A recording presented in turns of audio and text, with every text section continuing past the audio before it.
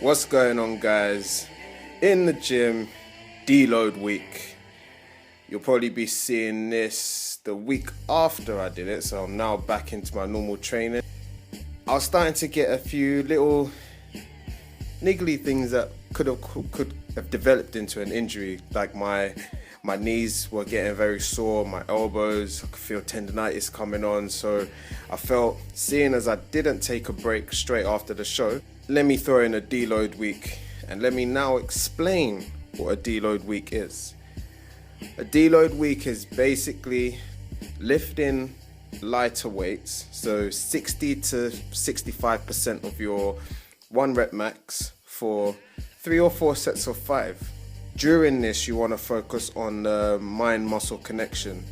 So it's more about the form. So correcting any imbalances, correcting alignment issues, and just making sure that your form is really good with it being under a load. As you saw, I started off with a warm-up, which was the cable fly, which I did seated just to kind of take a bit of the pressure off. When you're standing, it kind of throws you off balance a little bit.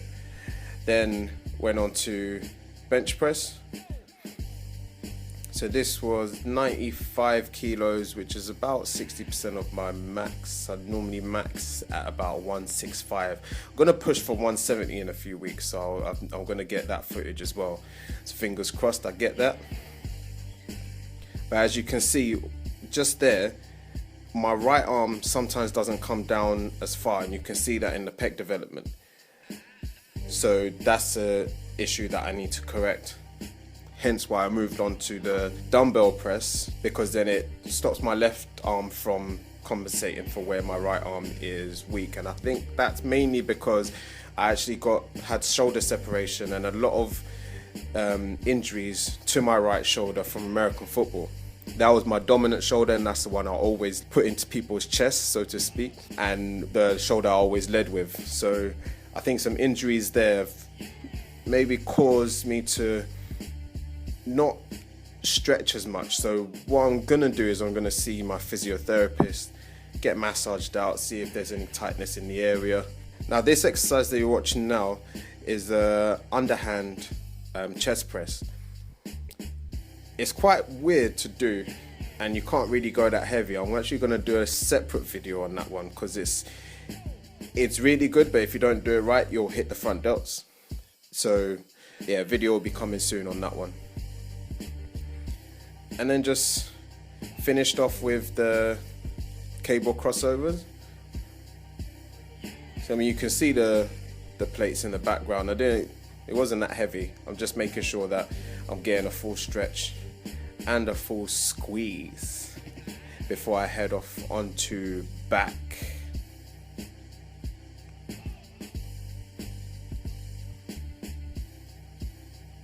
I swear this guy in the background, he was trying to avoid being in the camera shot so bad. He was just waited for like 5 minutes, and then in the end he just like, yeah, fuck it, I'm gonna do my set anyway.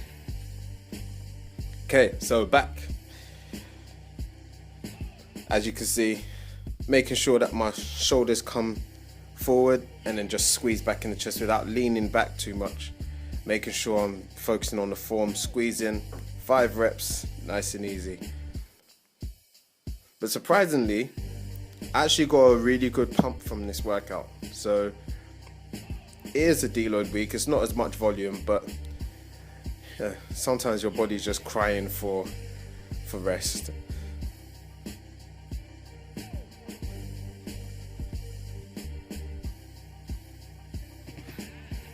Then this exercise, I really found that it targeted the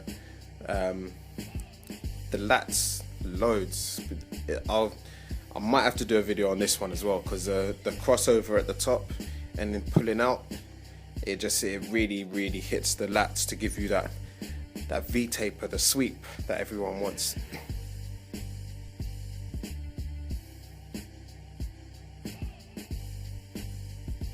And this really felt really good in terms of recovery. The day after, I was not sore, but I felt like my body was repairing. after the leg one, I felt like my knees were feeling a lot better. It's not always about just pounding the weight. You need to listen to yourself, listen to your body, and realize when it's screaming for help, for rest, and give it the rest that it needs. But yeah, that was my deload workout, chest and back. Hope you enjoyed it. Hope you enjoyed the footage. Hope it was informative.